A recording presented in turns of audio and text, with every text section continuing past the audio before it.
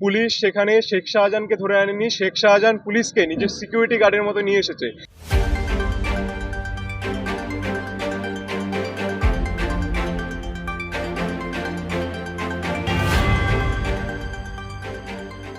সন্দেশখালিতে ঘটে যাওয়া নারী নির্যাতনের প্রতিবাদে রাষ্ট্রপতিকে স্মারকলিপি প্রদান করল এবিভিপি।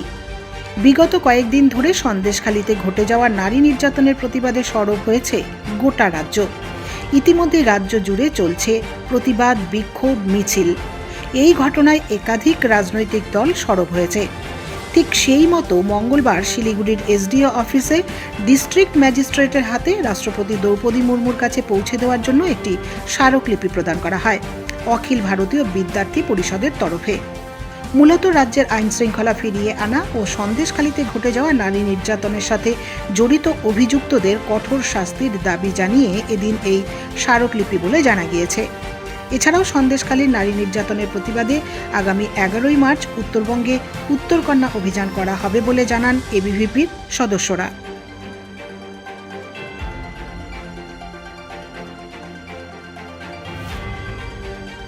আমরা শিলিগুড়ির ডিস্ট্রিক্ট ম্যাজিস্ট্রেটের কাছে এসেছি।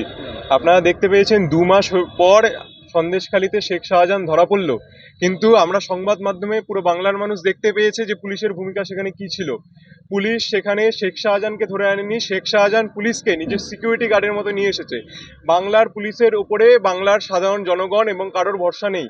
আমরা আজকে 6 দফায় দাবি জানিয়ে আজকে আমরা এই উত্তরবঙ্গ রাজ্যে এবং সমস্ত জায়গায় আমরা ডিস্ট্রিক্ট ম্যাজিস্ট্রেটের কাছে এরকম আমরা ডেপুটেশন দিচ্ছি এবং পুরো দেশভর আমরা এরকম বিভিন্ন কার্যক্রম করছি। আজকের দিনকে 5 তারিখ ঘিরে আমাদের বিধানসভা অভিযান রয়েছে।